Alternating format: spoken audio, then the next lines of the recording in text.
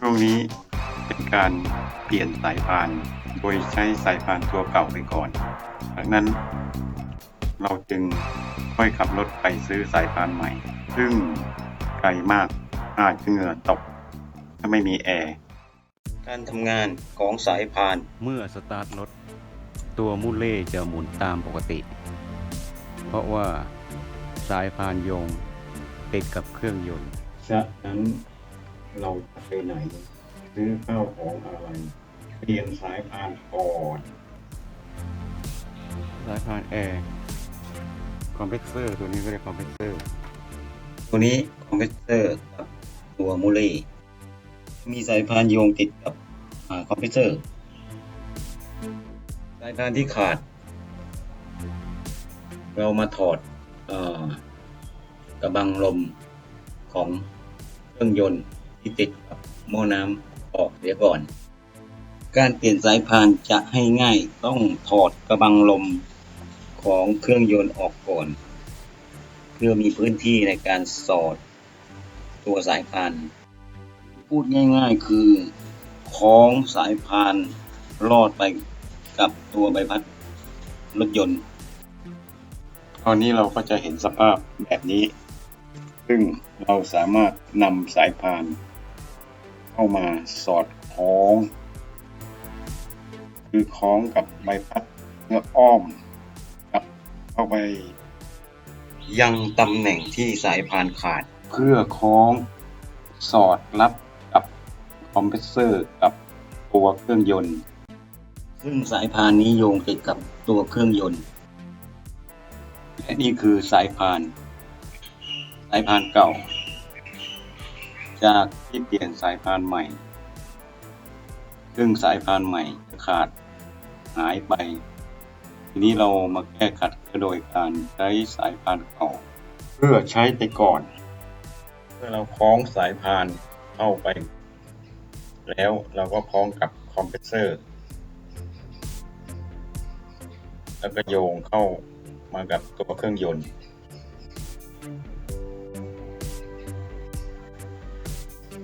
จากนั้น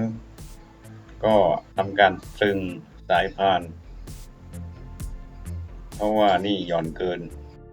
โดยปลดน็อตตัวนี้ก่อนตัวนี้ทำหน้าที่ก็โดยการใช้ในการตึงสายพานซึ่งเวลาใช้ไปจะหย่อนเราสามารถตึงน็อตตัวนี้ให้สายพานตึงได้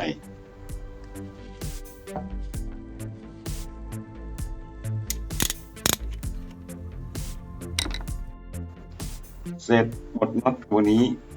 ซึ่งเป็นตัวใหญ่ซึ่งเราจะใช้กุญแจบล็อกในการปลดออก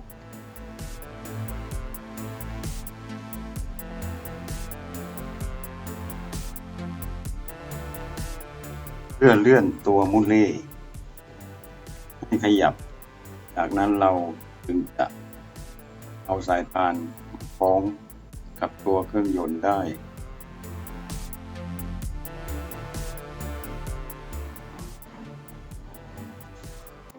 ซึ่งเวลาคล้องเราก็จะคล้องได้อย่างสบายโดยไม่ตึงจนเกินไป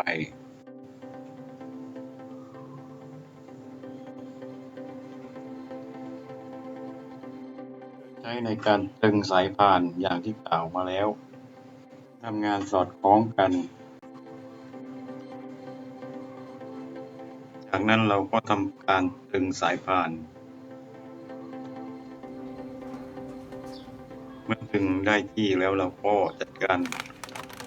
ล็อกน็อตตัวใหญ่เพื่อไม่ให้ขยับขยื่น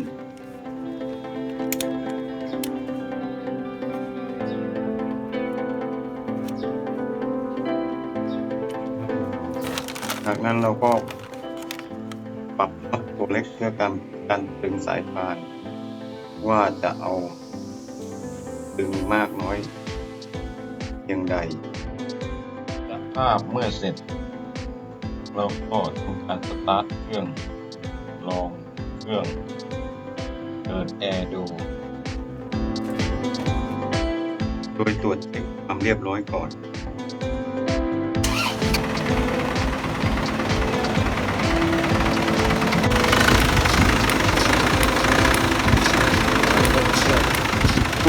อบการทำงานของสายพาน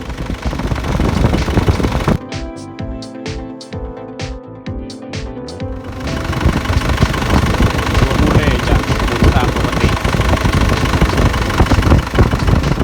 ทดสอบการเร่งเครื่องยนต์ดู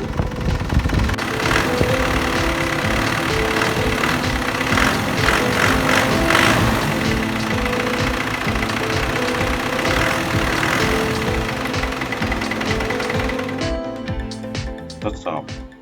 อัดเครื่องแล้วก็ดับเครื่อง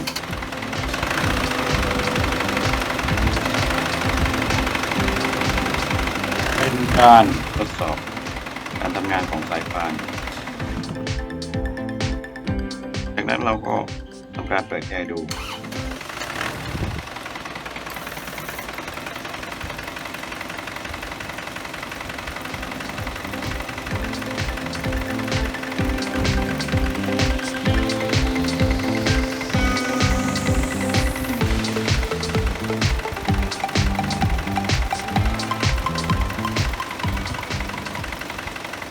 นี่คือตัวอย่างที่ทำไมผมไม่เข้าศูนย์เพราะก่อนหน้านั้นเข้าศูนย์ตลอดเวลาเพียงแต่ตอนนี้ทำเองเท่าที่ทำได้ในส่วนที่ทำไม่ได้จะเข้าศูนย์อย่างตัวอย่างกระทู้ที่มีปัญหา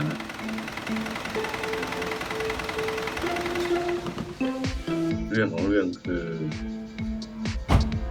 เขาบอกว่าผมมีปัญหาเรื่องสายพานคอมเพรสเซอร์แอร์ขาดได้น